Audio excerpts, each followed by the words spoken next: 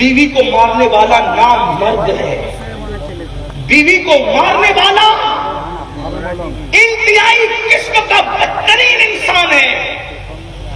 سالن میں نمک زیادہ ہونے پہ بیوی کو مارتا ہوں، رسول اللہ کے وفادار کی نشانی نہیں۔ دو دو تین تین بچے پیدا کرنے کے بعد طلاق دے کے چھٹا کر دیتا ہوں اس لیے کہ تم مرد ہے؟ نہیں۔ اللہ کے رسول علیہ السلام فرماتے ہیں پہاڑوں جیسی نیکی اللہ ضائع کر دے گا، اور منہ کے بل گھسیٹتے ہوئے اس کو جہنم میں لے جایا جائے گا تو وہ کہے گا میری پہاڑوں جیسی نیکیاں کیا ہوئی؟ تو کہا تو اپنی بیوی کو گالی دیتا۔ میرے بھائیوں، آپ لوگ بہت خوبصورت انداز میں ماشاءاللہ سننے سنانے کے موڈ میں یہاں پر موجود ہے، اور میں بہت لمبی کوئی گفتگو نہیں کر کے مختصر گفتگو، کیونکہ حضرت تشریف لانے والے ہیں اور میرے بعد بھی محفل جاری رہے گی، اس لیے وقت کا خیال کرتے ہوئے تھوڑی دیر کچھ معروضات پیش کرنے کی سعادت حاصل کروں گا۔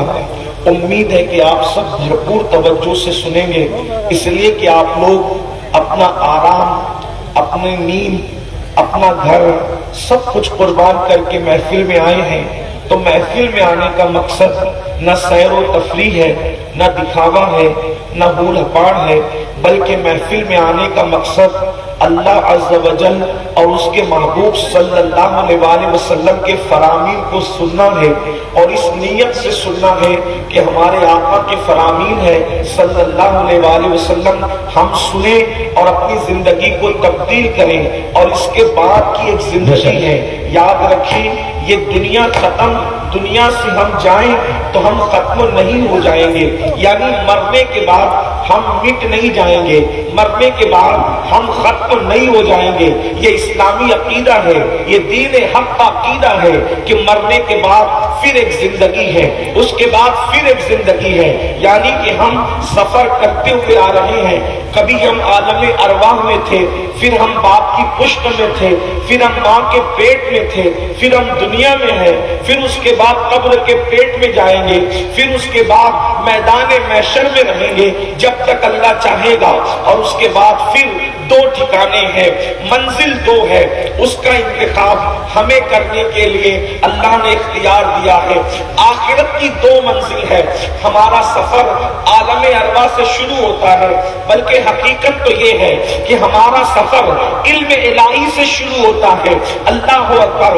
اور دو منزلیں ہیں اور چننا ہمیں ہے، اس لیے کہ انسان کو اللہ نے نہ جمادات کی طرح یعنی پتھر اور کنکروں کی طرح اللہ نے بالکل مجبور نہیں بنایا، اور اللہ نے نہ بالکل انسان کو مختار کل بنایا، بلکہ اللہ رب العزت نے جو ہے وہ انسان کو اختیار دیا، عقل دی، سوجھ بوجھ دی، اور دو منزلیں اس کے سامنے رکھ دی۔ اے انسان، آخرت میں تیری دو منزلیں ہیں، منزل تم نے چننا ہے، منزل تم نے سلیکٹ کرنا ہے، منزل تم نے مقرر کرنا ہے کہ تمہیں کہاں جانا ہے۔ اب آئیے ان دونوں منزلوں کو کیا کہتے ہیں؟ ایک کو جنت کہتے ہیں جہاں آرام ہی آرام ہے، ایک کو جنت کہتے ہیں جہاں جو مانگو گے بلکہ مانگنے کی نوبت نہیں آئے گی، صرف سوچ لو گے تو وہ چیز حاصل کر دی جائے گی۔ اور ایک بات آپ کو بتاؤں، حوروں کی بات اپنی جگہ، غلما کی بات اپنی جگہ، شیر و شربت کی بات اپنی جگہ، نہروں کی بات اپنی جگہ، درختوں کی بات اپنی جگہ، طوبا کی بات اپنی جگہ، چرند پرند کی بات اپنی جگہ، جنت کے محلوں کی بات اپنی جگہ۔ ہم عشق کے بندے ہیں، ہمارے لیے تو یہ ہے کہ جنت اس مقام کو کہتے ہیں جہاں مصطفیٰ جان رحمت کا دیدار نصیب ہونے والا ہے۔ یہاں پہ دیکھیں جس کا کلمہ پڑھتے ہیں جنت میں بار بار ان کا دیدار کریں گے۔ میرے آپ کہتے ہیں شربت نہ دے نہ دے تیری رویت و خیر سے، شربت نہ دے نہ دے تیری رویت و خیر سے، یہ شہد ہو تو پھر کسے پرواہ شکر کی ہے، یہ شہد ہو تو پھر کسے پرواہ شکر کی ہے۔ اللہ اکبر۔ تو آقا کا دیدار جنت میں ہوگا، اسی پہ بس نہیں بلکہ اللہ اکبر صرف رسول اللہ کا دیدار نہیں ہوگا، جسے جنت کہتے ہیں اس میں اللہ کا بھی دیدار ہوگا، رب تبارک و تعالیٰ کا دیدار دیدار کریں گے۔ صحابہ نے کہا یا رسول اللہ، اللہ کو کیسے دیکھیں گے؟ تو اہل سنت کا عقیدہ یہ ہے، میرے آقا فرماتے ہیں جیسے تم آسمان پہ چاند دیکھتے ہو خدا کا دیدار کرو گے۔ اللہ اکبر، اندازہ فرمائے۔ اب مجھے بتاؤ مسلمانوں، یہ یہاں اتنے لوگ موجود ہیں، حضور کتنے خوبصورت ہیں، حضور کتنے حسن والے ہیں، اندازہ کرو جنت میں کیا مزے ہوں گے مومنوں کہ رسول اللہ کے حسن کا یہ عالم ہے تو اللہ کے حسن کا عالم کیا ہوگا؟ انسان جنت میں اللہ کا دیدار ہے، اس لیے جنت کا مذاق نہ اڑایا کرو۔ اور اس کے بعد دوسرا ٹھکانہ ہے جہنم، دوسرا ٹھکانہ ہے جہنم۔ اب یہ جنت اور جہنم، میں نے جنت کی ایک ہلکی سی آپ کے سامنے اس کی تصویر پیش کر دی، اشارہ پیش کر دیا۔ اس مومن کے لیے تو اس سے بڑی کوئی بات نہیں کہ رسول اللہ کا دیدار ہوگا۔ حضور کا، اور ایک بات صرف رسول اللہ کا نہیں بلکہ غوث اعظم، غریب نواز، اللہ والوں کا، ولیوں کا، صحابہ کا دیدار ہوگا۔ اگر آپ کے ماں باپ بھی جنتی ہے، آپ کی اولاد بھی جنتی ہے تو اللہ پاک سارے کنبے کو ملا دے گا۔ بلکہ بات یہ بھی بتاؤں، یہاں رسول اللہ کی محفل سجاتے ہو، اللہ اکبر، بڑی خوبصورت بات یاد آ گئی۔ عنوان کی طرف جانے سے پہلے حضور کی نعتیں پڑھتے ہو، آقا پہ سلام پڑھتے ہو، میلاد کی محفلیں کرتے ہو، سرکار کے نام پہ مر مٹنے کی باتیں کرتے ہو، آقا کے نام پر اللہ اکبر سب کچھ تک دینے کی بات کرتے ہو۔ جنت میں کون کس کے ساتھ رہے گا؟ ایک مرتبہ ایک صحابی حضرت سیدنا ثوبان رضی اللہ تعالیٰ عنہ بارگاہ رسالت میں آئے، بڑے متفکر تھے۔ آقا نے پوچھا ثوبان، آخر تجھے فکر کس بات کی ہے؟ عرض کیا یا رسول اللہ صلی اللہ علیہ وآلہ وسلم، میں آپ کے بغیر رہ نہیں پاتا، آپ کے بغیر گھر جاتا ہوں تو بے چین ہوتا ہوں، گھر کی چار دیواری میں دل نہیں لگتا، بے قرار ہو جاتا ہوں، تڑپ جاتا ہوں۔ یا رسول اللہ، جب یہاں آپ کے بغیر نہیں رہ پاتا تو جنت میں آپ کہاں ہوں گے، ہم کہاں ہوں گے؟ تو میرے آقا، ہم آپ کے بغیر کیسے رہ سکتے ہیں؟ تو میرے کریم آقا نے فرمایا کیا تم مجھ سے محبت کرتا ہے؟ یا رسول اللہ، محبت ہی کی وجہ سے تو آپ کے بغیر نہیں رہ سکتا۔ تو آقا فرماتے ہیں اے ثوبان، اگر تو مجھ سے محبت کرتا ہے، المرء ما من حبا، جو دنیا میں جس سے محبت کرے گا جنت میں اسی کے ساتھ رہے گا۔ ارے زندہ باد، نعرہ تکبیر، نعرہ رسالت۔ کتنی بڑی بات ہے کہ جو جس سے دنیا میں محبت کرے گا جنت میں اس کے ساتھ رہے گا۔ ایک منزل ہے جنت، اللہ اکبر، اس سے بڑھ کر ہمیں اور کیا چاہیے؟ اللہ اللہ۔ اور اس کے بعد دوسری منزل ہے جہنم۔ اب جہنم کا ذکر تھوڑا سا سنیں اور اس کے بعد سلیکٹ کرنا ہے کس کی طرف جانا ہے۔ اور ایک بات آپ کو بتاؤں، اللہ اکبر، جہنم کیا ہے؟ میرے آقا علیہ السلام نے خود بیان فرمایا، یہاں پر لوگ بے فکری کی زندگی گزار رہے ہیں، غفلت کی زندگی گزار رہے ہیں، آزادی کی زندگی گزار رہے ہیں، من چاہی زندگی گزار رہے ہیں، من مانی زندگی گزار رہے ہیں۔ بڑی معذرت کے ساتھ یہاں ہزاروں کا مجمع ہے، اگر کسی کا ہاتھ اٹھایا جائے، بتاؤ بھائیو کون کون عشاء پڑھ کر کے آیا ہے؟ یا اگر نہیں پڑھی ہے تو جانے کے بعد عشاء پڑھنے کا کس کا ارادہ ہے؟ کتنے ہاتھ اٹھیں گے آپ جانتے ہیں، لیکن ہاتھ اٹھاؤں گا نہیں ہاتھ، اس لیے کہ رسول اللہ کی امت کو یہاں ذلیل کرنے نہیں بلایا گیا۔ مسلمان کی عزت، مومن کی عزت کعبۃ اللہ سے افضل کر دی گئی ہے، مسلمان کی حرمت کعبۃ اللہ سے بڑھا دی گئی ہے، اس لیے ہاتھ اٹھا کر ذلیل نہیں کروانا، لیکن صرف اپنے آپ میں ڈوب کر سوچو۔ میرے آقا علیہ السلام کے پیارے دیوانوں، بتاؤ تو صحیح، نماز نہ پڑھو اور اس کے بعد جنت کا خواب دیکھو۔ یہ علماء کرام میری پشت پر موجود ہے میرے بھائیوں۔ ہو سکتا ہے آپ سوچتے ہوں گے آخر یہ مولوی لوگ اتنا نماز پر زور کیوں دیتے ہیں؟ تو میں اپنے بھائیوں سے کہتا ہوں میرے بھائی، مولوی کی کیا حیثیت ہے، ہم کیوں زور دیں؟ اس پر مولا نے زور دیا ہے۔ پورے قرآن میں کسی عبادت کا حکم 1 مرتبہ، کسی عبادت کا حکم 2 مرتبہ، کسی عبادت کا حکم 3 یا 4 مرتبہ، لیکن نماز ایسی عبادت ہے، یاد رکھنا، جملے پر توجہ کرنا۔ اپنے جوانوں سے میں کہتا ہوں، پھر کہہ رہا ہوں، واللہ میں کوئی خطاب اور تقریر کے لیے آیا بھی نہیں، اور نہ میں کوئی باضابطہ خطیب ہوں، نہ میں کوئی خطابت کا فن جانتا ہوں، صرف ٹوٹا ہوا دل لے کر اپنی قوم کے جوانوں کے سامنے دل کا درد لے کر کے حاضر ہوا ہوں۔ اللہ والو، اپنے آپ میں رحم کرو اور اپنے آپ میں رحم کر کے سوچو کہ اللہ رسول کا فرمان کیا ہے، اللہ اس کے رسول کے فرامین کیا ہے۔ پورے قرآن میں میرے اللہ نے کم و بیش 700 دیا، نماز قائم کرنے کا حکم دیا۔ اللہ جس عبادت کا حکم کم و بیش 700 مرتبہ دے، اس نماز سے کتنے غافل ہے؟ مسلمانوں کا 95% طبقہ یعنی 95% حصہ نماز نہیں پڑھتے، وہ نماز کے حوالے سے بالکل غافل ہے، اور وہ سوچتے ہیں کہ مولانا ہم نماز نہیں پڑھ کے بھی جنت میں چلے جائیں گے۔ یاد رکھنا میرا عقیدہ یہ ہے، اللہ چاہے تو سب کو داخل کر دے، لیکن اس کا قانون بھی تو ہے، اس کا اعلان بھی تو ہے۔ قرآن کہتا ہے ان الابرار لفی نعیم وان الفجار لفی جحیم۔ قرآن کی ان آیتوں کا کیا کرو گے؟ قرآن کہتا ہے نیکوں کے لیے جنت ہے اور فساق اور فجار یعنی پاپی اللہ کے نافرمانوں کے لیے جہنم ہے۔ تو عرض یہ کر رہا تھا، کوئی نماز چھوڑ رہا ہے، کوئی شراب پی رہا ہے، کوئی زنا کر رہا ہے، کوئی عورتوں پر پاپ کی نظر ڈال رہا ہے، کوئی سود کے حرام دھندے کر رہا ہے، کوئی بیوی پہ ظلم کر رہا ہے، کوئی بچیوں کو ماں کے پیٹ میں کاٹ کر کے کٹر کے اندر بہا رہا ہے، بیٹیوں کو پیدا ہونے نہیں دیا جا رہا ہے، اور جو بیٹیاں پیدا ہوتی ہے ان پہ ظلم کیا جاتا ہے۔ بیٹے کو تو دن میں 4-5 بار چومتا ہے باپ، ماں بھی چومتی ہے، اور بیٹی کھڑی رہتی ہے جہالت کی وجہ سے، اللہ اکبر، دین سے دوری کی وجہ سے بیٹی کھڑی رہتی ہے، ماں اس کو بوجھ سمجھ کر نظر انداز کرتی ہے، ارے ہٹ چڑیل تو کہاں سے آ گئی، بیٹی پر ظلم ہوتا ہے۔ یعنی آج بھی تقیہ نصیحت فکر مسلمانوں میں موجود ہے، کلمہ پڑھنے والوں میں موجود ہے۔ آپ بتاؤ یہ سب کر کے تم اب جہنم کما رہے ہو۔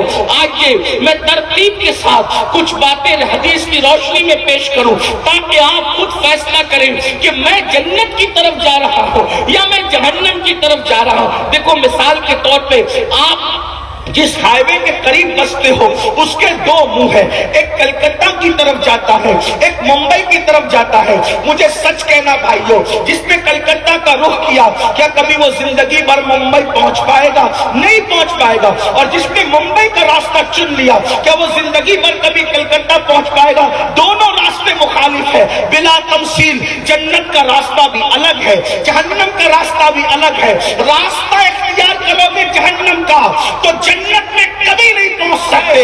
اللہ اکبر، اس لیے راہ چل رہے ہو جہنم کی اور اس کے بعد تصور کرتے ہو کہ جنت میں پہنچ جائیں گے۔ یہ تو مرنے کے بعد جب آنکھ بند ہوگی تب ہماری دل کی آنکھیں کھلے گی، اس وقت انسان روئے گا، ہاتھ ملے گا، بل بلائے گا، بلکے گا، پچھتائے گا، لیکن اس وقت کا پچھتانا کام نہیں آئے گا۔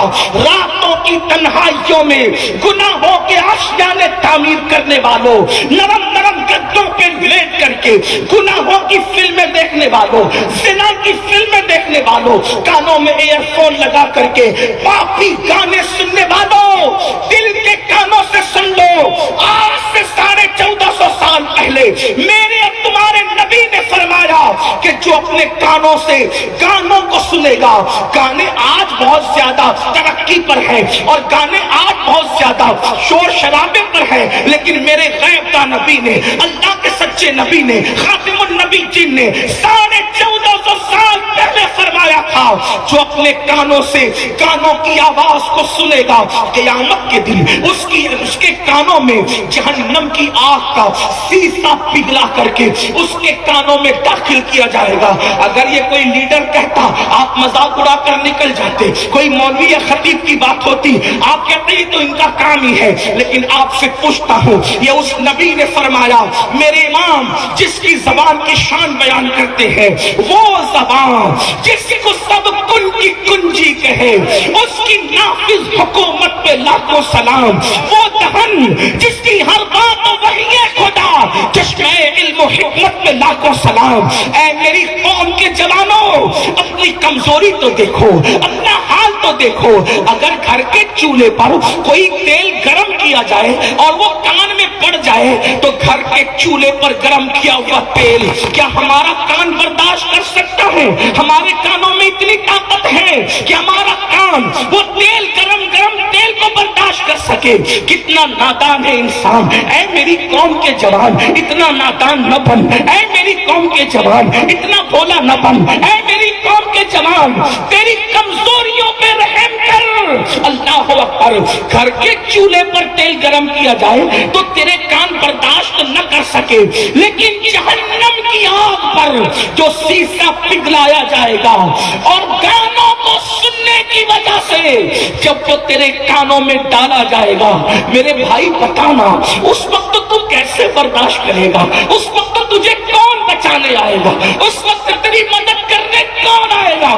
قرآن کہتا ہے اِنَّ عَذَابَ رَبِّكَ لَوَاقِعٌ مَا لَهُ مِن دَافِعٍ۔ جب تیرے رب کا عذاب واقع ہوگا، بے شک تیرے رب کا عذاب واقع ہوگا، اور جب اللہ عذاب دے گا تو اللہ کے عذاب سے تجھے کوئی نہیں بچا سکتا۔ نہ تیرا نسب تجھے بچا سکے گا، نہ تیری ڈگریاں تجھے بچا سکے گی، نہ تیری طاقت و قوت بچا سکے گی، نہ تیرا مال تجھے بچا سکے گا، نہ تیرے بچے تجھے بچا سکیں گے، نہ تیری اولاد تجھے بچا سکے گی، کوئی نہیں بچائے گا۔ سوچو تو صحیح، اتنا کمزور ہے انسان، اور انسان صرف گانے سننے پر یہ ہے۔ اب آپ کہیں گے مولانا گانے نہ سنے تو کیا سنے؟ میں نے کہا یہی تو اہل سنت کی خصوصیت ہے۔ اور جگہ خشکی ہے، خشکی، اور ہمارے یہاں آلٹرنیٹ موجود ہے، ہمارے یہاں بدل موجود ہے۔ ہم جانتے ہیں انسان کا دل اللہ نے دیا ہے، وہ کسی سے عشق کرے گا، وہ کسی سے پیار کرے گا، وہ کسی سے محبت کرے گا۔ جب محبت کرے گا تو زلف و رخسار کی بات بھی کرے گا، کیسووں کی بات بھی کرے گا، ناخنوں کی بات بھی کرے گا، ہونٹوں کی بات بھی کرے گا۔ اسی لیے صحابہ کرام سے لے کر آج تک ہر دور میں ہمارے یہاں نعت کا تصور موجود ہے کہ مسلمانوں گانے نہ گانا، گانے نہ سننا، کسی لڑکی کے زلف و رخسار کے گندے تذکرے کی بجائے اس کی زلفوں کا ذکر کرو، سنو، جس کی زلفوں کو قرآن واللیل کہتا ہے، جس کے چہرے کو قرآن والدورا کہتا ہے، جس کے دانتوں کو قرآن والنجم کہتا ہے، جس کے چلنے کو قرآن لا اقسم بہذا البلد کہتا ہے، جس کے غصے کو قرآن کہتا ہے اللہ اکبر وما رمیت اذ رمیت ولکن اللہ رمی۔ حتیٰ کہ وہ پیارا اگر کمبل اوڑھ لیتا ہے تو اس پر بھی نام آتی ہے، یا ایھا المدثر، اے کمبل اوڑھنے والے، آپ مجھے بتائیں نا، اگر تمہیں کسی کے ناخن سے پیار ہے تو آؤ میرے نبی کے ناخنوں کا ذکر کریں۔ بلکہ آپ کو بتاؤں، میرے امام نے 14ویں صدی میں ہم پر اتنا احسان کیا ہے، ایسی نعتیں لکھی، پڑھتے جاؤ، نبی کا تصور کرتے جاؤ، عشق میں آگے بڑھتے جاؤ۔ اگر کوئی ہم سے پوچھے نبی کا سراپا کیسا تھا، نبی کا سراپا کیسا تھا، ہم بلا جھجک ہدایت کے بخشش کھول کے کہہ سکتے ہیں، سر تاب قدم ہے، تنے سلطان زمن پھول، لب پھول، دہن پھول، سکن پھول، بدن پھول۔ اے راہ جو مل جائے میرے گل کا پسینہ، واللہ جو مل جائے میرے گل کا پسینہ، مانگے نہ کبھی عطر، نہ پھر چاہے دلہن پھول۔ اور شورا موجود ہے، اور اچھے شورا موجود ہے۔ آپ سے کہتا ہوں یہ امام احمد رضا کی ندرت فکر ہے، انہوں نے یہ نہیں کہا کہ واللہ جو مل جائے، ملنے میں اور ملنے میں فرق ہے، ملنے میں اور ملنے میں فرق ہے۔ اگر جھارکھنڈ والے گفتگو سمجھ رہے تو توجہ کریں، ملنے میں اور ملنے میں فرق ہے۔ کوئی چیز ملنے کے بغیر کام نہیں بنتا، ملنے سے کام نہیں بنتا۔ ملنے کا مطلب عطر کی شیشی مل گئی، جیب میں رکھ لی، کیا فائدہ ہوا؟ جیب کا بوجھ بڑھ گیا۔ لیکن جب تک ملیں گے نہیں کام بنے گا نہیں۔ مگر قربان ہر خوشبو ملے بغیر کام نہیں بنتا، لیکن یہ میرے نبی کا پسینہ ہے، واللہ جو مل جائے میرے گل کا پسینہ، مانگے نہ کبھی نہ پھر چاہے دلہن، صرف مل جائے تو دلہن مہکتی ہے، مل جائے تو دلہن مہکتی ہے، اور مل جائے تو اس کی نسل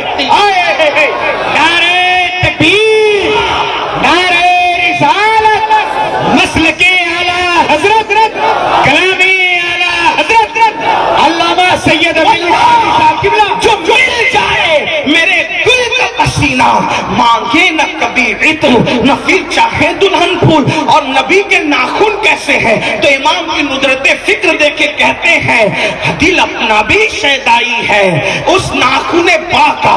ناخن پاک کہتے پیر کے ناخن کو. اللہ اکبر. واللہ کہتے دل اپنا بھی شیدائی ہے اس ناخن پاک کا. اتنا بھی مہے نو پہ نئے چرخے کون پھول. اور نبی کے رخسار کیسے تھے، ہونٹ کیسے تھے، وہ کہتے ہیں دندانوں لبو زلف رکے شاہ فدائی ہے درے عدن لال یمن مشک ختن پھول. اور جب آخری میں آتے ہیں تو نبی کا خاندان بیان کرتے کہتے ہیں کیا بات رضا اس چمنستان کرم کی. کیا بات رضا اس چمنستان کرم کی. اس لیے کہ یہ امام احمد لوگ کہتے ہیں احمد رضا اتنا کیوں پیارا ہے. ہم نے کہا 14ویں صدی میں کسی نے ایسی بات کی اس کو پیش کیا بات رضا. کیا بات. کبھی یہ کیا بات رضا پہ میں تک طالب علم ہوں اردو زبان کا بھی، لیکن آپ سے کہتا ہوں یہ کیا بات کب کہی جاتی پتہ ہے؟ جب آدمی کوئی بات کہنے سے عاجز آ جائے، بول نہ سکے اس کی حقیقت کو، وہ کہتے ہیں کیا بات. یہ جو مولانا صاحب عبد الرؤف صاحب جب کوئی پوچھے کہ رات کی نظامت کیسی تھی تو اتنا تبصرہ کیا، شعر ایسے تھے، یہ تھا یہ تھا یہ تھا. بلکہ آدمی کیا بات ہے یار رؤف صاحب کی. اس کا مطلب یہ ہے تعریف کے الفاظ جہاں ختم ہو جاتے ہیں وہاں کہتے ہیں کیا بات ہے. ان کی نظامت کی کیا بات ہے. عبد الوکیل صاحب نعت کیسے پڑھ رہے تھے، وہ کہا کیا بات ہے یار ان کی پڑھنے کی. یعنی کہ بات لمبی کرنے کی بجائے الفاظ ختم ہو جائے تو انسان کہتا ہے کیا بات ہے. جلسے میں گئے تھے کھانے میں کیا کہتا کیسا تھا کیا بات ہے کھانے کے. ارے بڑے مزے کا کھانا تھا، کیا بات ہے کھانے کی. مطلب جب آدمی کہے کیا بات ہے اس کے پاس الفاظ ختم ہو گئے. اب وہ الفاظ کے ختم ہونے کے بعد بھی حقیقت بیان کرنا چاہتے تو اینڈ میں کہتا ہے کیا بات ہے. علماء کی ڈسپلن سے بیٹھے تھے، علماء کی کیا بات ہے، جھارکھنڈ کے علماء کی، علماء اہل سنت کی کیا بات کر کے آپ پوری بات کو ختم بھی کرتے ہیں، عاجزی کا اظہار بھی کرتے ہیں، حقیقت بھی بیان کرتے ہیں.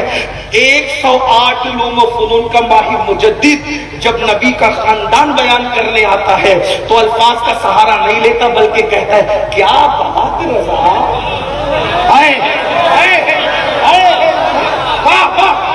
کیا بات رضا.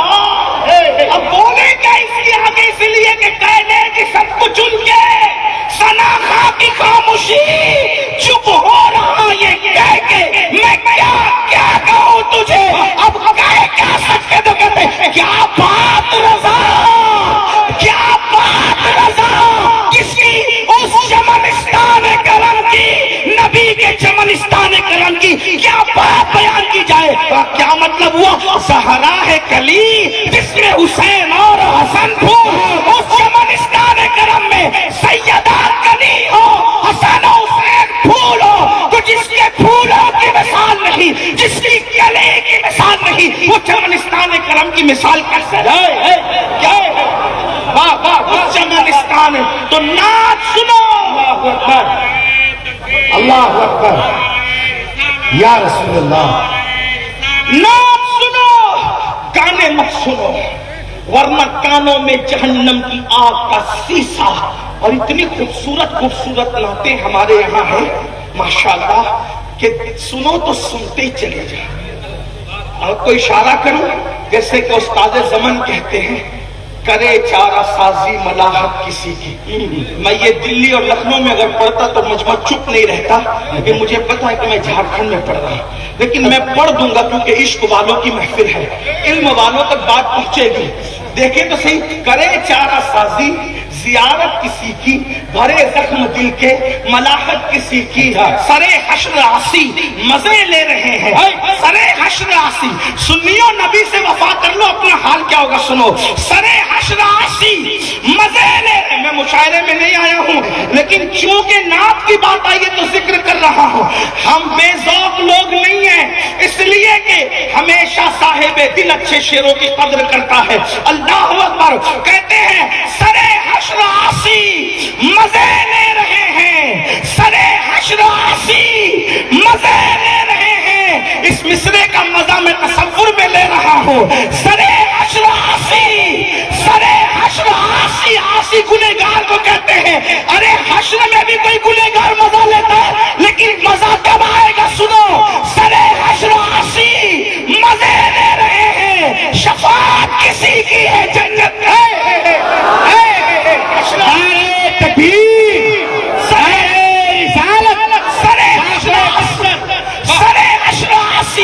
مزے لے رہے ہیں، کون کہتا ہے گنہگاروں کی بنی بگڑ گئی؟ ہم تو کہتے ہیں بگڑ کر میری حالت نے میری بگڑی بنا دی ہے، لیکن جو ان سے وفا کرے گا سرے حشر آسی مزے لے رہے ہیں، شفاعت کسی کی ہے جنت کسی۔ ایسے ایسے کلام سنو، تنہائی میں بیٹھ کے سنو گے تو عشق رسول میں اضافہ ہوگا، بہت عشق رسول۔ لیکن ایک بات آپ سے، وہ کلام نہ سننا جس کا کوئی معنی نہیں ہے۔ پانی گرم ڈال تو اس پر اور اس پر یہ کہ یہ سب کوئی کلام ہی نہیں ہے۔ کلام تو یہ ہے حضور کی نعت۔ نعت 14ویں صدی میں عروج پر پہنچی جب میرے امام نے اس پر کلام، بلکہ وہ تو تھی، بلکہ امام کے فن کی معراج ہوگی، یوں کہتے ہیں جس نے قصیدہ معراجیہ لکھا انتہا کر دی، ایک قصیدے میں تصوف کو، فن کو، اور اس کے بعد ادب کو، اردو ادب کو، ساری چیزوں کو یکجا کر دیا۔ کہتے ہیں وہ سرور کشور رسالت ہے جو عرش پر جلوگر ہوئے تھے، نئے نرالے طلب کے ساما عرب کے مہمان کے لیے تھے، اور کہتے تبارک اللہ شان تیری، تجھی کو بے زیبا ہے بے نیازی، کہیں تو ہو جوش لندرانی، کہیں تقاضے وصال کے تھے۔ اور میرے امام نے سنو مسلمانوں، اپنے کلام اس قصیدہ معراجیہ میں جغرافی کا فن بیان کرتے ہوئے اپنا عقیدہ بھی بیان کیا۔ میں تشریح نہیں کروں گا، اشارہ دے کے آگے بڑھوں گا، آگے بڑھنا ہے۔ کمال امکان کے جھوٹے نقطوں تم اول آخر کے پھیر میں ہو، کمال امکان کے جھوٹے نقطوں تم اول آخر کے پھیر میں ہو، محیط کی چال سے تو پوچھو کدھر سے آئے کدھر گئے تھے، وہی ہے اول، وہی ہے آخر، وہی ہے باطن، وہی ہے ظاہر، اسی کے جلوے اسی سے ملنے، اسی سے اس کی طرف گئے۔ گانے میں سنو، کلام سنو، نعت سنو، ورنہ کانوں میں آگ کا سیسا پگھلا کر ڈالا جائے گا۔ اور ایک بات آپ کو کہوں، جب آقا نعت سنتے تھے، خود سنتے تھے حضور علیہ السلام نعت، آج کل نہ نعت کی قدر نہ نعت خانوں کی قدر، لیکن نعت خانوں کی کیا قدر ہے بتاؤ؟ آقا علیہ السلام کی بارگاہ میں جب حضرت حسان نعت لکھ کر لاتے ہیں تو رسول اللہ ان کو منبر پہ بٹھاتے ہیں، سبحان اللہ، اور خود زمین پر جلوگر ہوتے ہیں۔ توجہ کریں، نعت خان کو کیا عزت دی رسول اللہ صلی اللہ علیہ وسلم نے، نعت خان کو منبر پہ بٹھایا، خود زمین پہ جلوہ گری ہے، اور جب اس وقت جو قیمتی چیز ہوتی ہے اس کو پیش فرماتا۔ اور ہمارے یہاں جب نعت خان کوئی بات پڑھتا ہے تو کچھ لوگ کیمرے میں آنے کے لیے یوں پیسہ اڑاتے ہیں، یہ مجرموں کا طریقہ ہے۔ نعت خان کو جب نذرانہ دو تو آپ کا ہاتھ بھی اوپر نہ ہو، ہاتھ میں پیسہ اور یوں دو کہ آپ کا ہاتھ نیچے ہو، کیونکہ کس کو دے رہے ہو اور کس کے لیے دے آئے ہیں۔ واہ واہ واہ واہ واہ، یہ مجنوں والا لباس ختم کرو، ممبر کا تقدس ہو۔ اگر کسی میرے ناطقہ بھائی کو برا لگے یا میرے سنی بھائی کو برا لگے تو معاف کرنا، نذرانہ قیمتی ہو ناطقہ کو، کیونکہ حضور تو یمنی چادر اڑا دیتے۔ واہ واہ، اور ہمارا حال یہ ہے کہ جو نوٹ کہیں نہیں چلتی وہ پٹی نوٹ جب وہ ناطقہ بلا کر کے دیتے، یہ حال۔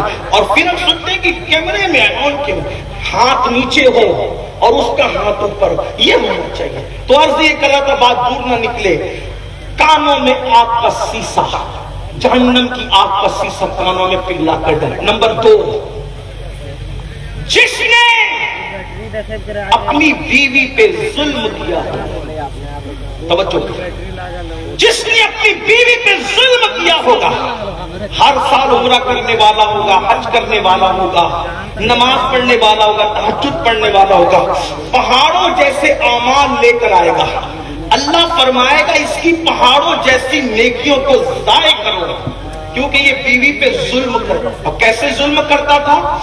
بیوی کو گالی دیتا تھا. یہ ظلم، مار پیٹ کا ذکر اس میں نہیں ہے. یہاں تو 4 قدم لوگ آگے ہیں. اللہ، ہنسنے کی بات نہیں. بیوی کو مارنے والا بزدل ہے، بیوی کو مارنے والا نام مرد ہے، بیوی کو مارنے والا انتہائی قسم کا بدترین انسان ہے. سالن میں نمک زیادہ ہونے پہ بیوی کو مارتا ہوں. رسول اللہ کے وفادار کی نشانی نہیں. 2 3 بچے پیدا کرنے کے بعد طلاق دے کے چھٹا کر دیتا. اللہ کے رسول علیہ السلام کی زندگی، حضور علیہ السلام کی 11 بیویاں تھی. 11 میں سے کسی ایک سے بھی اللہ کے رسول نے پوری زندگی میں کبھی جھگڑا نہیں کیا. کھانے سے پہلے نمک چکھنے کی سنت یاد آتی ہے آپ کو؟ کھجور کھانا سنت ہے، یہ بھی یاد آ گیا. تلبینہ پینا سنت ہے. یعنی سب کھانے پینے کی سنتیں اچھی طرح مسلمانوں کو یاد ہے. اور پتہ نہیں پھر شادی کے موقع پہ جہیز کی سنت کہاں سے کھینچ کھانچ کے لے گئے. جہیز کی تو سنت ہے مولا. میں نے کہا آپ کو گالی دینا ہے تو گالی دے دے، لیکن جہیز کوئی سنت نہیں ہے. جہیز کوئی سنت ایک کوئی موقف نہیں ہو، لیکن ایک چھوٹی سی بات پیش کرتا ہوں، اگر سن سکتے تو سنو.